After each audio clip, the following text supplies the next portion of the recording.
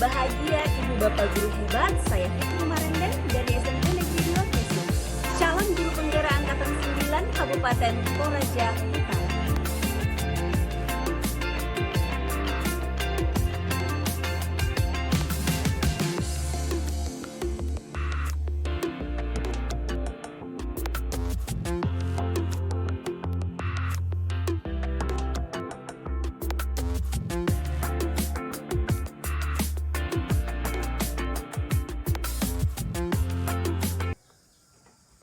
Salam dan bahagia Ibu Bapak Guru hebat. Kali ini saya bersama Ibu Francisca, guru mata pelajaran IPS. Apa kabar hari ini Bu Francisca? Puji Tuhan, kabar baik. Syukur deh kalau kabarnya hari ini luar biasa. Nah, hari ini kita ada percakapan pra-observasi ya Ibu Fran, sehingga nantinya saya dapat mengamati jalannya proses pembelajaran yang Ibu Francisca laksanakan di dalam kelas. Nah, tujuan dari supervisi ini sendiri dilakukan nantinya untuk mengetahui dan mengevaluasi jalannya proses pembelajaran yang Ibu Francisca laksanakan di dalam kelas. Lalu, mengapa hari ini kita melakukan percakapan pra-observasi, yaitu untuk persiapan awal sebelum Ibu Fran nantinya melakukan kegiatan pembelajaran di dalam kelas agar lebih siap, lebih percaya diri, dan memberi pembelajaran terbaik di dalam kelas. Ada beberapa pertanyaan yang akan saya ajukan Ibu Fran. Nah, yang pertama terkait dengan tujuan. Tujuan pembelajaran apa yang Ibu Francisca ingin capai dalam pembelajaran ini? Ya, terima kasih untuk kesempatan yang diberikan. Karena saya mengampu mata pelajaran IPS di kelas 9, sebetulnya kelas 9 ini kalau di saat ini kan memang belum masuk ke kurikulum merdeka. Namun saya menerapkan untuk anak-anak kelas 9 sudah mulai menggunakan kurikulum merdeka supaya mereka pun mulai terbiasa dengan hal-hal yang berbau tentang kurikulum merdeka begitu. Jadi untuk tujuan pembelajarannya sendiri yang akan dicapai, karena kita sudah masuk di materi tentang Indonesia dari masa ke masa gitu ya. Indonesia masa ke masa di bab keempat ini dari mulai masa kemerdekaan hingga masa reformasi. Memang masih di masa reformasi karena memang itu kurikulum yang tercetak dalam buku seperti itu.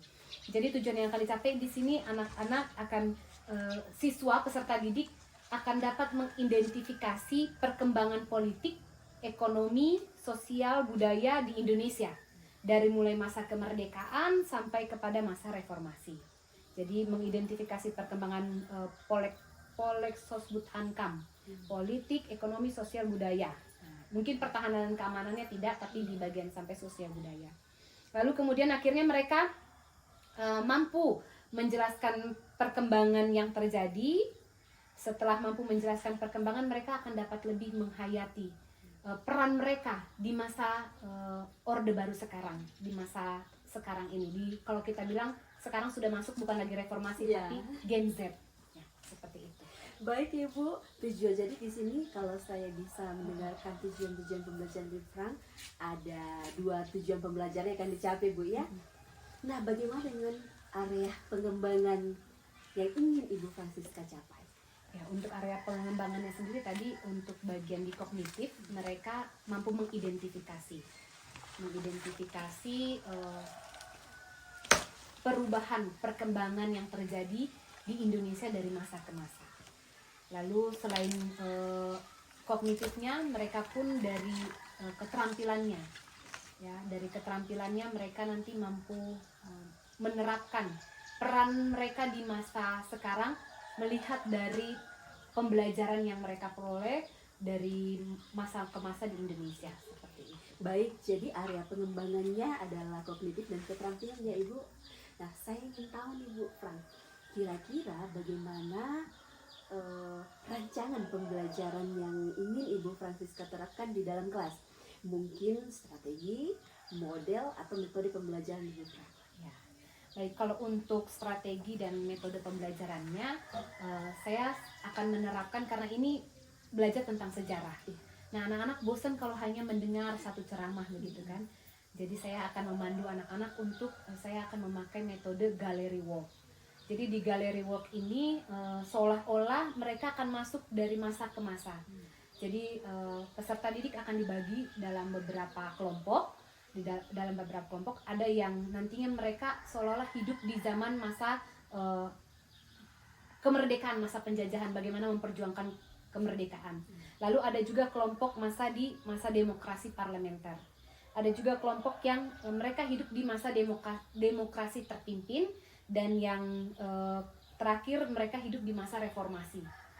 Jadi mereka akan membuat kelompok, dan masing-masing kelompok ini akan menerangkan hal apa yang terjadi pada masa-masa mereka hidup. Jadi yang hidup berperan di masa kemerdekaan mungkin seolah-olah mereka nanti akan bawa tombak, bagaimana masih pakai tombak berjuang. Nanti ada yang mereka di masa demokrasi terpimpin sudah mulai seperti ada Bung Karno, ada rapat-rapat, kongres-kongres, pertemuan. Lalu di masa reformasi sudah mulai ada masa, kalau kita bilang ada sudah lebih baik, ada Pak Presiden Soeharto yang kita tahu memegang masa itu sampai Soeharto lengser di masa reformasi itu. Oke. Lalu bagaimana dengan media ini, Bu? Media pembelajaran ini, Bu, Fran gunakan. Tadi seperti yang saya sampaikan, mereka akan berperan seolah-olah hidup di masa itu. Jadi yang pertama mungkin untuk penjelasan di awal, saya akan coba menayangkan dulu menggunakan laptop dan juga proyektor ya, Infocus dan laptop ini akan digunakan untuk menayangkan kejadian yang terjadi pada keempat masa itu. Setelah mereka menonton, oh seperti itu rupanya terjadinya masanya. Lalu mereka akan memerankan, jadi medianya mereka akan membuat dari bahan-bahan yang mudah dicari seperti kardus, karton manila untuk membuat alat-alat perang kalau yang hidup di zaman perang, seperti itu. Ada yang pakai kopiah nanti peci, mereka lagi rapat, seperti itu. Jadi media yang digunakan selain laptop dan Infocus, mereka juga akan membuat benda-benda bersejarah tersebut, benda-benda yang memang identik di masa itu. Keren sekali, Bu Fran. Nah, kira-kira ya Bu Fran, kapan akan dilakukan kegiatan pembelajaran ini, hari apa dan jam keberapa? Kalau untuk materi yang sudah disampaikan, kebetulan untuk kelas 92 dan 93 agak terlambat, jadi akan saya pakai di 91. Di kelas 91 itu kebetulan dari jadwal pelajaran yang ada, 91 ada di hari Selasa. Selasa ya, Bu. Ya, hari Selasa di jam 10.20. Oke, siap. Terima kasih, Bu Fran. Baik, hari Selasa jam ketiga. Jam ketiga ya. Oh, sorry. Hari Selasa, jam ketiga itu di jam 9 sampai 10.20. Jam 9 sampai 10.20 ya. Oke. Baik, hari Selasa jam ketiga yaitu jam 9 sampai jam 10.20 di kelas 91 ya, Ibu. 91 ya. Saya akan datang ke kelas Ibu Fran, akan melakukan supervisi kelas, melihat dan mencatat hal-hal apa saja yang terjadi di dalam kelas Ibu Francisca.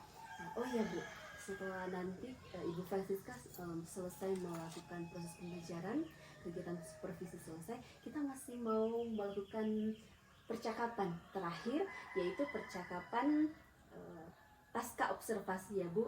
Dan nantinya di percakapan pasca observasi ini kita akan didampingi oleh pengajar praktik. Nah, sebelum percakapan ini kita akhiri, kira-kira apa yang Ibu Fran dapatkan dari percakapan kita hari ini?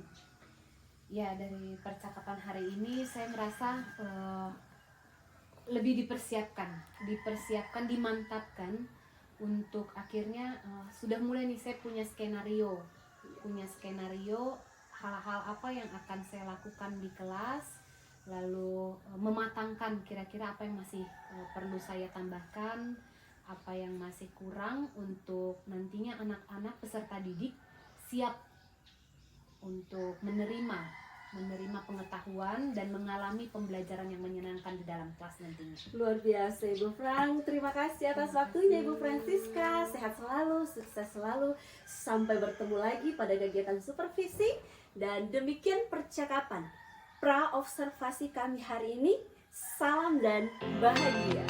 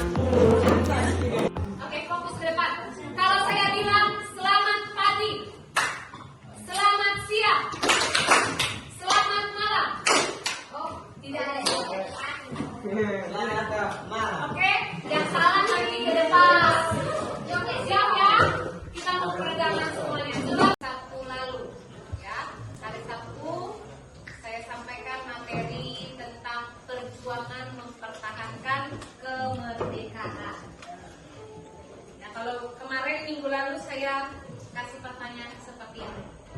Ada yang pernah ikut lomba? Yang ikut lomba, pernah ikut lomba, coba angkat tangannya. Mau lomba free fire, mau lomba balap karung, lomba makan kerupuk, lomba menyanyi, lomba paduan suara, nah, lomba sepak bola, pertandingan apapun, ada? Oke. Turunkan tangannya, banyak yang ikut lomba ya. Nah, waktu lomba itu perasaan kamu. Waktu ada yang pernah menang? Yang menang coba pernah menangkan pertandingan dia boleh silakan. Iya Dimas. Dimas pernah menang, boleh saya kita kasih semua. Room Royan. Yang laki-laki saja. Perundingan Room Royan. Yang perempuan, konferensi meja bundar. Konferensi meja bundar berarti bentuk mejanya memang bundar. Konferensi meja bundar. Nah, ini tadi yang dilakukan perjuangan fisik dan perjuangan diplomasi. Hasil tulisan naskahnya dikumpul ke saya supaya bisa jadi panduan. Ya, hasil teks literasi kalian. Satu kelompok satu lembar saja dikumpul seperti ini. Pembagian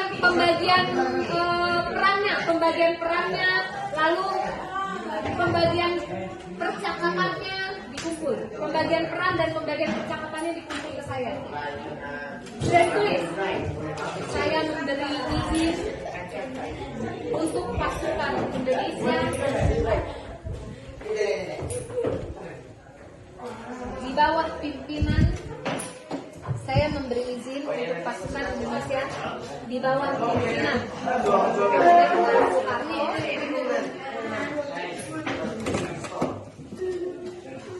Robo misalnya Reynold, nanti ada percakapan antara jenderal dengan Wongso Nerogo. Nah, ada percakapan, gitu. Jadi bikin ceritanya, dibikin kisahnya. Iya, nanti pakai tembak-tembakan lah. Nggak apa-apa, tidur. Ini ceritanya tentara sekutu di Jenderal Malabi. Lihat kisahnya dimulai dari mana? Dan area. Jika teksnya sudah selesai, boleh dikumpul. Nanti hari Sabtu. Atau oh ya bagaimana dipelajari? Oke, kalau begitu siapkan hari Sabtu ya. Hari Sabtu kita siapkan untuk perannya. Dimulai dari kelompok 1, 2, dan 3. Langsung 3 pertempuran kita peragakan. Insiden di Yamato, pertempuran di Semarang, dan juga pertempuran di di Surabaya. Ya. Peran lagi. Jadi rakyat Surabaya, orang Surabaya. Wah, itu bendera Belanda, ayo kita turunkan. Kalian bertiga bicara gitu ya. Nah, nanti kalian bertiga jadi orang Surabaya ini yang mau menurunkan bendera. Oke? Mulai. Wah. Ayo, mulai. 1, 2, 3. Ini benderanya. Itu bendera Belanda, kita ganti dengan bendera Indonesia. Oh, langsung digantikan ke situ. Langsung dipasang ke depan.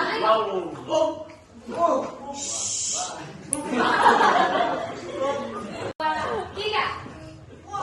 Ayo kita ganti bendera Belanda dengan bendera Indonesia. Kita ganti bendera Belanda dengan bendera Indonesia. Nah, baru dipasang ke tengah. Bendera Indonesia-nya diganti ke situ, dibawa ke tengah. Sama-sama semua bertiga. Kibarkan. Oke, merdeka.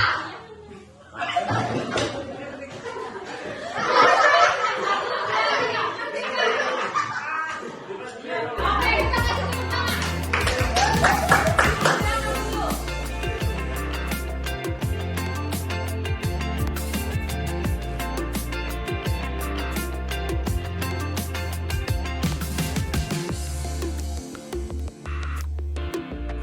Selamat pagi, salam dan bahagia Ibu Bapak Guru hebat. Kembali lagi bersama saya Fitri Marenden dari SMP Negeri 2 Keso, calon guru penggerak angkatan 9 Kabupaten Toraja Utara. Kali ini saya masih ditemani oleh Ibu Francisca SPD sebagai guru yang diobservasi dan juga bersama Ibu pendamping pengajar praktik Ibu Neti Windupadana SPD. Apa kabar hari ini Ibu Neti? Luar biasa sekali, Bu Fitri. Luar biasa Bu ya. Ibu Francisca apa kabar hari ini? Sehat, semangat, luar biasa. Aduh, luar biasa.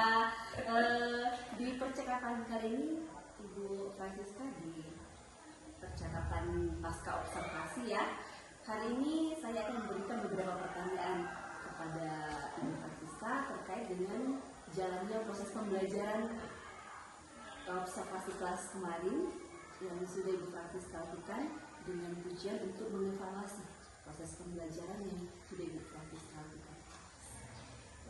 Pertanyaan pertama Ibu Francisca, bagaimana perasaan Ibu Francisca terkait dengan jalannya observasi kelas yang sudah Ibu Francisca lakukan? Ya baik Ibu Fitri, terima kasih untuk kesempatan yang diberikan dan juga kepada Ibu Neti.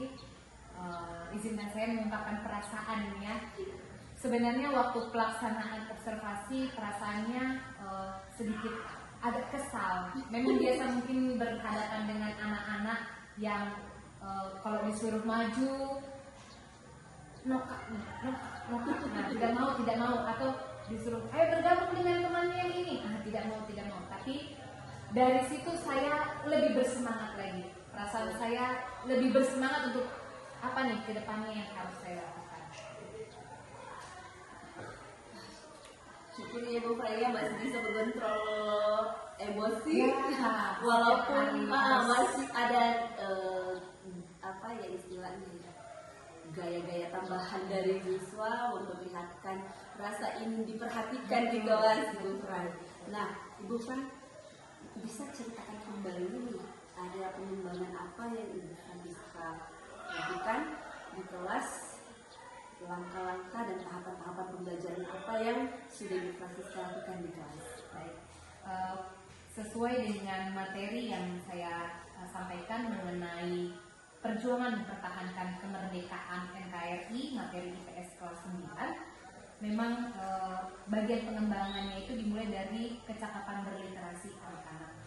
Kecakapan berliterasi peserta didik, lalu kognitif mereka serta keterampilan untuk menampilkan peristiwa, menjelaskan tentang peristiwa yang terjadi dalam memperjuangkan kemerdekaan NKRI tersebut. Jadi memang ranah di kecakapan literasi mereka, lalu keterampilan berdiskusi dan keterampilan presentasi. Jadi dari penjelasan Ibu Francisca, area pengembangan di sini berkaitan dengan kognitif dan keterampilan yang dialami. Nah, menurut Ibu Francisca nih, sejauh mana area pengembangan yang Ibu Francisca sudah lakukan sampai selesai proses pembelajaran di kelas? Apakah sudah berhasil atau tidak? Jika melihat dari hasil presentasi siswa, hasil akhir produk yang sudah mereka tampilkan, untuk kecakapan literasi memang perlu terus ditingkatkan. Kognitif mereka untuk mencerna bacaan lalu mengubahnya menjadi suatu naskah drama, kemudian menampilkan kejadian tersebut, itu memang harus terus diasah seperti itu. Itu yang masih perlu dikembangkan. Kemudian kalau untuk keterampilan mereka berdiskusi, keterampilan mereka bekerja sama, lalu menampilkan peristiwa pada masa lalu, itu saya rasa mereka sudah baik seperti itu. Jadi memang anak-anak ini luar biasa Bu ya, mampu untuk memerankan peran-peran mereka dari masa ke masa melihat perubahan di Indonesia. Walaupun memang masih perlu ditingkatkan pada cara literasi, meningkatkan pengembangan kognitif. Lalu kira-kira mengapa hal tersebut terjadi? Kalau berdasarkan pengamatan, mereka lebih mau instan begitu. Instan, lebih malas untuk saya tidak bisa bilang malas sih, mungkin kurangnya minat untuk membaca